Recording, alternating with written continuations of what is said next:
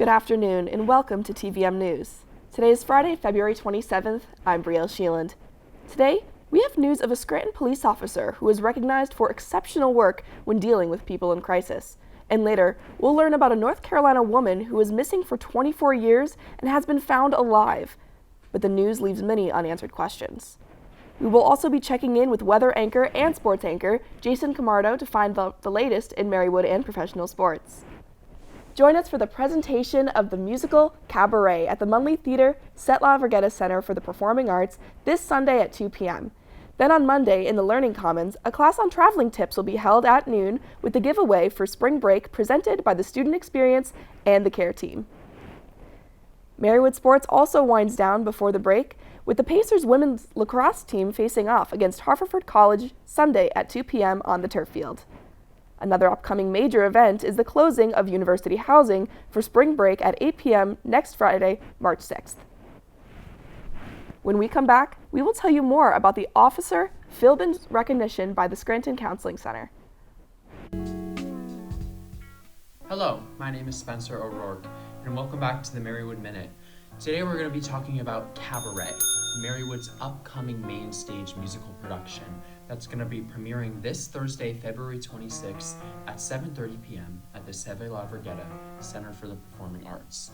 The show will continue Friday, Saturday, and Sunday at 7:30 on Friday and Saturday and 2 o'clock on Sunday. That's when we close. I play MC in the show, and the show follows the story of a novelist who ventures to Berlin, Germany to try to find inspiration to write something. There, he encounters the nightlife scene that is very, very viral in Berlin, Germany at that time. He writes a story about it. It's based on a true story, and those stories actually ended up creating the play, which ended up creating the musical that actually is Cabaret. It's been such an honor to work on this production. It feels very, very timely, very, very relevant, and I know that it's going to be a very, very, very important one that you won't want to miss. On February 20th, Mandy Lacoe, a correspondent with the Scranton Counseling Center, presented Officer Nicholas Philbin with the CIT Challenge Coin for recognition as a crisis intervention trained officer. Lacoe said the crisis intervention training coins are presented to officers or mental health professionals who have shown exceptional work when dealing with people in crisis. Officer Philbin has shown genuine compassion for individuals, ensuring their safety while showing understanding and empathy. Members of the Scranton Counseling Center say Officer Philbin truly goes above and beyond for the community.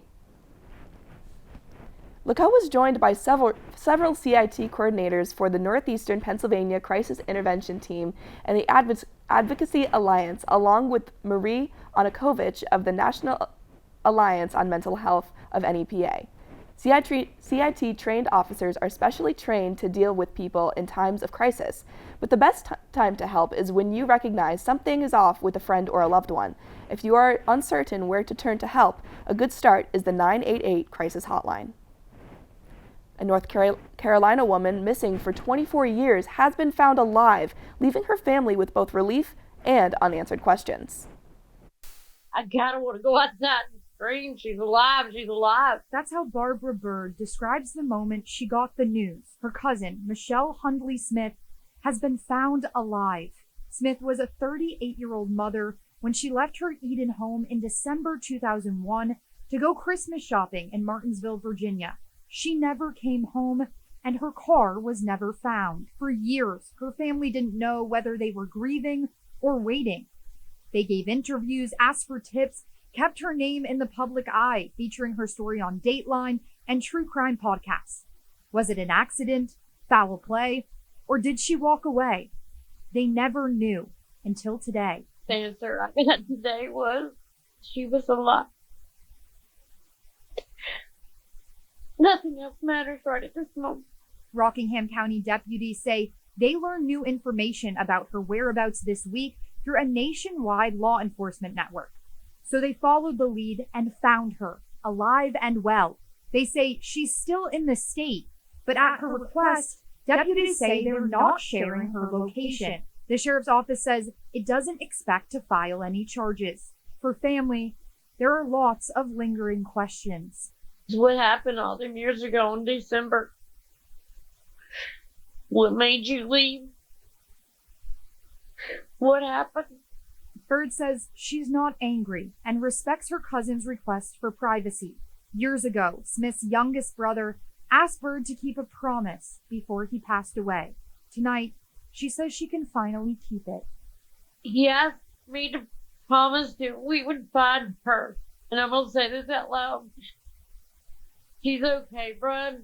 Bird says Smith is still loved in Rockingham County, and she hopes one day they might have a conversation. But I would love to hear you say I'm okay. When I'm ready, I'll talk to you. When we come back, we'll bring you the Pacers Esports Report. Welcome to the Pacer Esports Report. I'm Jason Camardo, bringing you the latest in Marywood Esports. The first 2 weeks of the season have started, and all of our teams are starting off strong.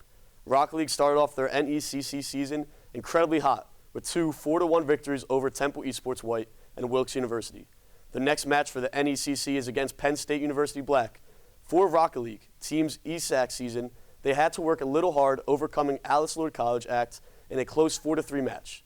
They next went up against Post University Rocket League, coming out on top 4-2. For our Marvel Robbers team, has yet to truly play any matches with a forfeit win over Curry College and a rescheduled match to this week against Fisher College White. We're excited to see how the team performs this week against Fisher College and the St. Clair Saints. The Super Smash Bros. Ultimate team rolls through the first 2 matches going without dropping a set against Thomas College and New England College. A 2-0 victory against both teams to start the semester strong. Last, Overwatch Gold and Green also start their season with dominant wins. Overwatch Green destroys UNC Asheville Varsity 3-0 and beat Florida State University Gold the next week 3-1. Overwatch Gold starts the season off strong, coming off the back of the back-to-back wins in the last semester. They aim to keep the momentum, taking 3-0s over both Clark University Steel and University of Montreal. We hope that our players keep this strong start going through the rest of the semester. I'm Jason Camardo, and this was your Marywood Esports Report. Thanks, Jason. Following last week's nor'easter that dumped record-level snow across the Northeast, Rhode Island is accepting snow removal help from anywhere that can spare the resources. And Pennsylvania is one of the latest states that has sent reinforcements for the snow cleanup effort. On Thursday, Governor Dan McKee welcomed heavy equipment that came in from the Keystone State. Up next, we take you to Clint Gregory for the weather. Thanks, Brielle.